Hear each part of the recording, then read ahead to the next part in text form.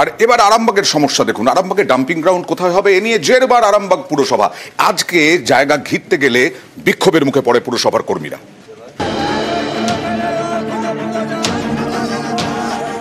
চাষের জমিতে নাকি তৈরি হবে ডাম্পিং গ্রাউন্ড, এতে আপত্তি জানিয়ে বিক্ষোভ কৃষকদের।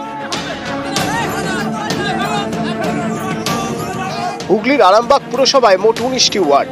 এই পুরসভায় স্থায়ী কোনো ডাম্পিং গ্রাউন্ড নেই, তাই শহরের জঞ্জাল ফেলা হয় দ্বারকেশ্বরের পাড়ে রামকৃষ্ণ সেতুর নিচে। স্থানীয়দের অভিযোগ, আবর্জনার গন্ধে এই এলাকা দিয়ে যাতায়াত করাই দায়। এই যে গন্ধ একটা বিরাট বাজে জিনিস, ব্রিজের উপর দিয়ে গেলে একটা নোংরা গন্ধ পুরা, তারপরে যে সব এই যে কোনো সব পুড়ছে, এগুলো কি প্রশাসন বা আমাদের পৌরসভার কর্তাদের কি কোনো চোখে পড়েনি? এটা রাজ্য সড়ক, লক্ষ লক্ষ মানুষ বাস গাড়ি যাতায়াত করছে, তারাও দেখি বাসেতেই নাকা চাপা দিচ্ছে, কোথা থেকে গন্ধ আসছে। ডাম্পিং গ্রাউন্ড নিয়ে সমস্যা, এর সমাধানে স্থায়ী ডাম্পিং গ্রাউন্ড তৈরির জন্য জমি চিহ্নিত করেছে আরামবাগ পুরসভা। 15 নম্বর ওয়ার্ডের দৌলতপুরে দ্বারকেশ্বরের পাড়ে 6 বিঘা জমি। এখানেও সমস্যা, কারণ এই জমিতে সবজি চাষ হয়। এখানে ডাম্পিং গ্রাউন্ড হবে কিভাবে? এই প্রশ্ন তুলে শুক্রবার বিক্ষোভ দেখান কৃষকরা। তাদের অভিযোগ, পাট্টা পাওয়া জমি দখল করতে চাইছে পুরসভা। বর্জ্য পদার্থ এখানে ফেলা হবে, দিয়ে এখানে রিসাইক্লিং করা হবে। কিন্তু আমাদের এই জমিকে যদি রিসাইক্লিং ফ্যাক্টরি করা হয় তো আমরা কি করে খাবো? আমাদের চাষবাসই হচ্ছে আমাদের জীবিকা।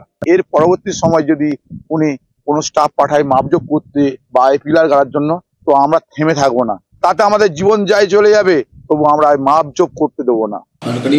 আসলে চাষিটা দীর্ঘদিন ধরে 50 বছর ধরে বসবাস চাষ করছে, এবং আমাদের সরকার চাই কৃষকদের পাশে থাকুক, যাতে গরিব মানুষরা চাষ করে খাবার চাষিদের সাথে কথা বলে কাজটা শুরু হবে।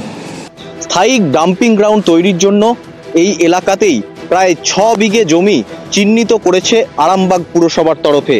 যদিও এই জায়গা ঘেরার কাজ শুরু হতেই বিক্ষোভে ফেটে পড়েছেন এখানকার চাষিরা। তারা এখানে কোনো মতেই ডাম্পিং গ্রাউন্ড গড়তে দেবে না, এমনটাই দাবি চাষিদের। যদিও এ বিষয়ে পুরসভা এখনো কোনো মুখ খুলতে রাজি নয়, তাই স্থায়ী ডাম্পিং গ্রাউন্ডের সমস্যা আদেও মেটে কিনা সেদিকেই তাকিয়ে আছে আরামবাগবাসী। আরামবাগ থেকে শুভদীপ ঘোষ, নিউজ 18 বাংলা।